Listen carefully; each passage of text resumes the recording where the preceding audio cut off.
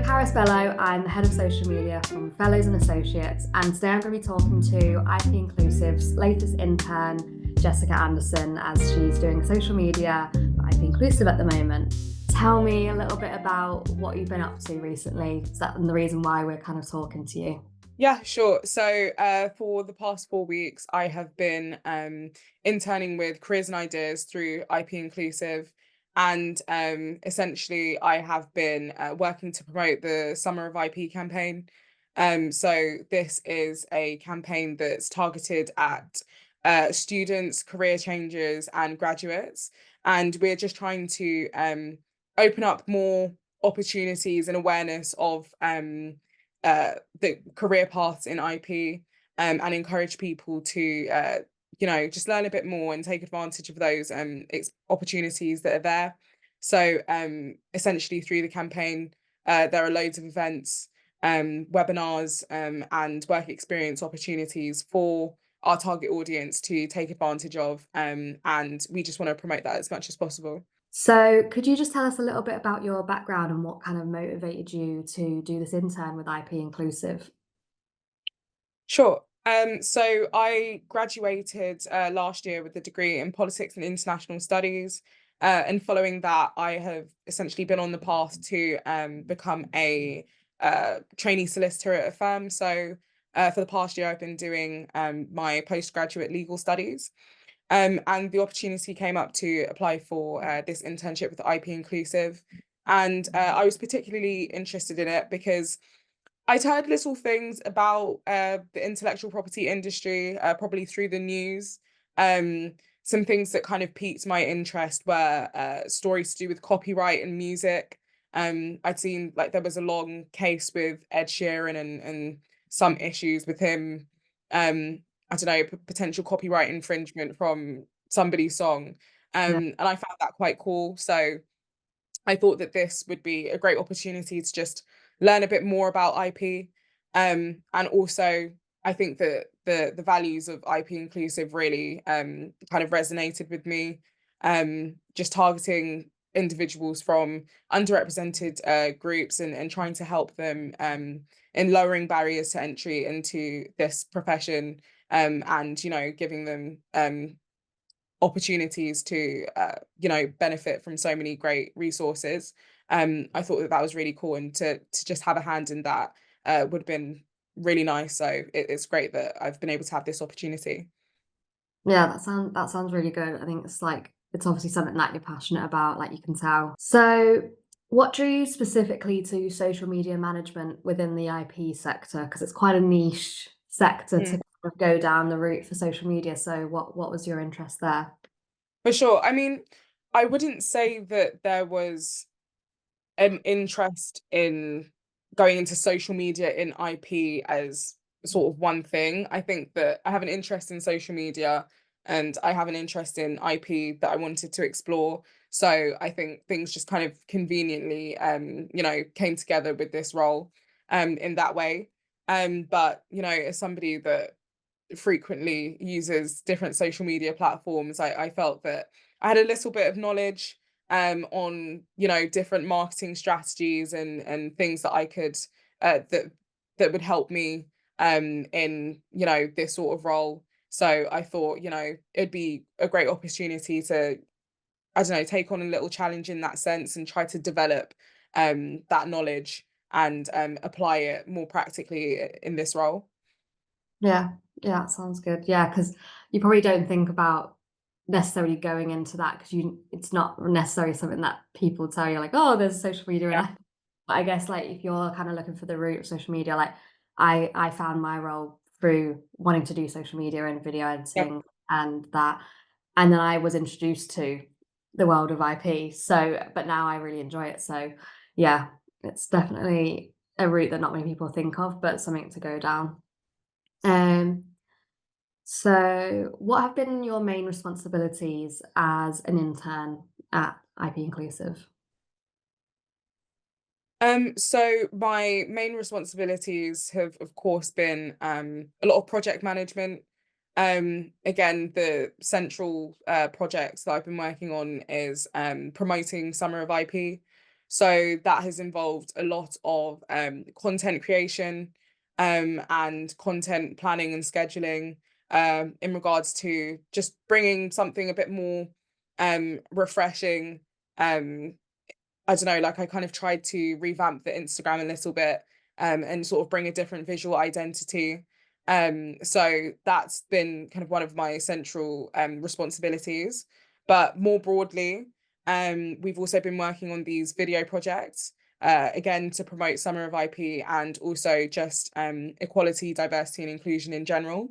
So I've been managing those projects alongside content creation and just trying to get some volunteers involved so that we can put together some nice video projects and edit that somewhere down the line.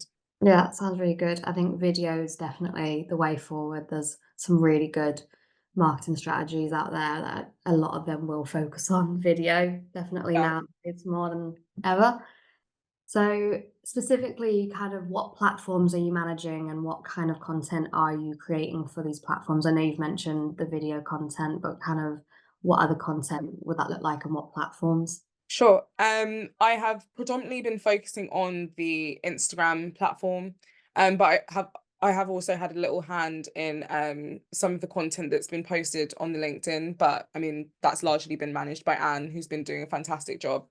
But I have been creating a variety of different content styles, largely carousel posts. I mean, we had a conversation earlier on in the internship regarding um, just making social media content and effective marketing, which was really useful.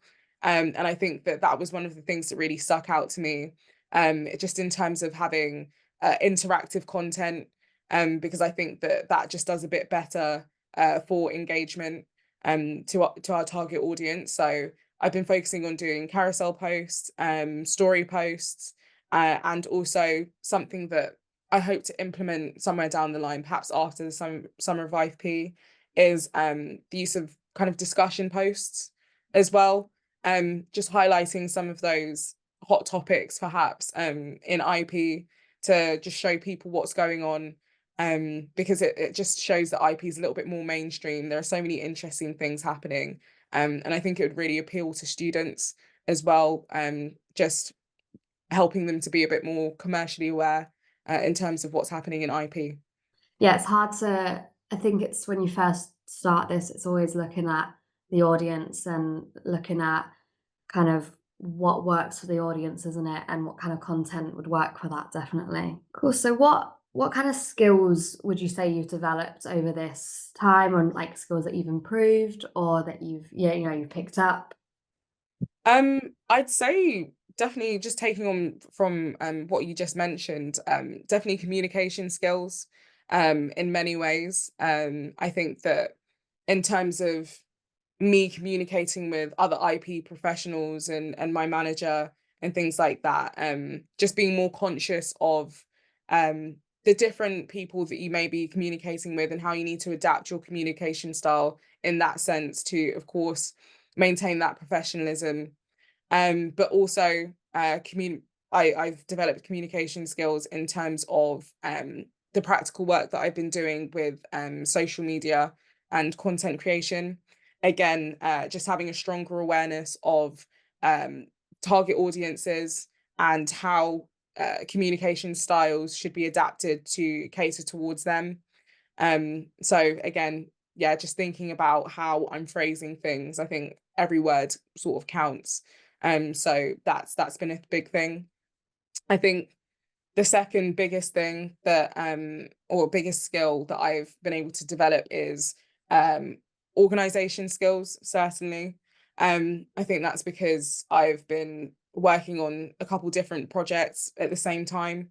So it's taught me a lot about prioritizing. It's very easy to get quite overwhelmed when, your inbox might be getting flooded, and all of these things are going on in the background.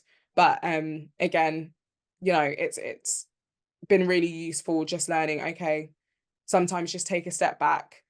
These are probably the things that need to be done first and foremost. These, I don't know, need to get out by X deadline. let's focus on those first, and then, other things can take a back seat and we can work through those incrementally. How would you say this internship has contributed to your understanding of the IP sector? I'd definitely say that this internship has been really helpful in just coloring my understanding of IP and what's happening in the sector. I think that that's largely due to Andrea. She's been so lovely in putting me in contact with a lot of people from her network. So I've been able to have some really lovely conversations with individuals from um very diverse career backgrounds, and just gotten to hear about their experiences firsthand, and that's really helped in well, it's been really useful just to gain a better understanding of what IP is, and the different types of opportunities that are available. I'd also say that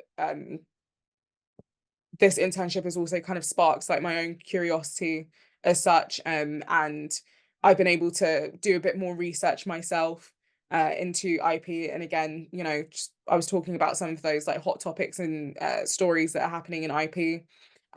So Andrea told me about this website called IP Cat, which is like an IP news site, which has been really interesting to kind of go through and see what's happening in the different types of IP, and just getting an understanding, I guess, of how things come to play. And have you received any kind of training or mentorship during your internship? Any people that you kind of like you've mentioned Andrea has been really helpful. Is there anyone else? Yeah, absolutely. Anne and Helen have also been so helpful and amazing in helping with this internship. With Anne, she's been running the LinkedIn account, and we've kind of been working together to string together some posts, combining, new graphics and carousels and stuff to reach the audience. With Helen, working on the video projects, she's been really helpful in kind of like steering that as well, and helping direct me in just getting the right content that we need to put together something really useful for promoting our initiatives. And also from yourself, I think that we had a really useful conversation very early on, that just helped direct me with social media, all things social media and content creation based. And it just also kind of reaffirmed that some of the ideas that I had were kind of on the right track, which was really useful. So, I mean, it was just full steam ahead from there. Amazing. Yeah. I kind of just info dumped on you a little bit. It wasn't much strategy No, there. no, no. No, it was great, honestly. Just once you get well, like once you see one or two ideas, it just helps your brain just start thinking, like going with that steam, like, do you know what I mean? What have been some of the biggest challenges you've faced during your time there? I'd say that some of the biggest challenges have been, or the biggest challenge actually has just been the remote aspects of the internship. Um, of course, I think working in an office, um, I don't know, I feel like people just feel a lot more accessible in a sense, and it's easier to communicate with other people and just quickly reach out if you have a question, or if there's something, you're struggling with. So I've had to try and figure out how to balance taking my own initiative with certain things, and also just, exercising that, awareness, and making use of the people around me that are so freely available and willing to help, and just reaching out to ask questions, because again, Andrea and Helen have been so helpful, and they've always, made it very clear that they are there, should I have any questions. But I guess it's just been my own internal um sort of struggle, like trying to find that balance. Um, but yeah, I'd also say that another challenge has been the level of autonomy that I've had, in terms of creating the content and kind of directing um, a lot of the promotion for Summer of IP on Instagram in particular. I think that it's kind of a double-edged sword in a sense, because it is on one hand really nice having so much free reign to just be completely creative and, figure out the direction that things are going in. But then at the same time, I don't know, it does feel like a lot to, kind of deal with and a lot to navigate. But I think that with time, I really found my feet and perhaps stopped overthinking a little bit in terms of what I was doing. And then, things started to flow a bit better. Yeah. I think from my experience, I think a lot of it is you do feel like you're winging it, but I think with Yeah, social marketing, it's like a lot of it is that because it's trial and error, it's figuring out, it's yeah, trying new things and seeing does this engage? Because you won't know until you try it. Obviously, you can look at what other people do, but especially when it's something more niche, a lot of it is does this work? Does this strategy work? Let's see how it works, and then let's change it. And then, do you know what I mean? So I think with this role, there is a lot of trial and error and figuring out what yeah. works for the audience. Um, No. Goes on kind of nicely to my next question, but what strategies have you found the most effective in your audience? Engaging your audience, sorry, yeah. Cool. I'd certainly say that one of the strategies has been, again, like crafting engaging content, but just thinking about the visual identity a bit more. So I've tried to design graphics that are a little bit more eye-catching, and more closely associated with the brand identity by using the right color palette and things that can be identified with careers and ideas. I think that has been quite helpful because they really stand out, and I think that our Instagram and LinkedIn pages have seen a bit more traction because of that. Another strategy that I think has been really helpful is um, just collaborating with other organizations and acknowledging them on social media or when we're posting. So just by tagging any companies that may be hosting some of the events that we're posting has been really helpful in terms of engaging the audience. One of the posts that I made the other day got almost 400 um, views from non-followers because I had tagged one of the companies and they had reshared it to their page, and of course that exposed it to their network. So I think that was, again, a really effective means of engaging our audience. So what are some really helpful tools or sites that you've used that has helped your social media management or creation?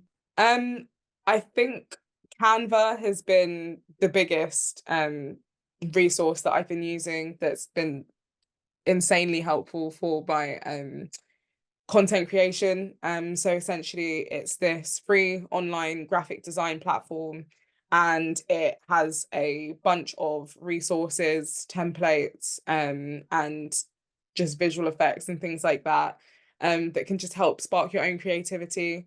And again, just gives you a platform to be innovative and create all of these fantastic designs. That's, again, largely what I've been using to create all of my content, and I probably couldn't have done this, or at least not to the same standard, without Canva.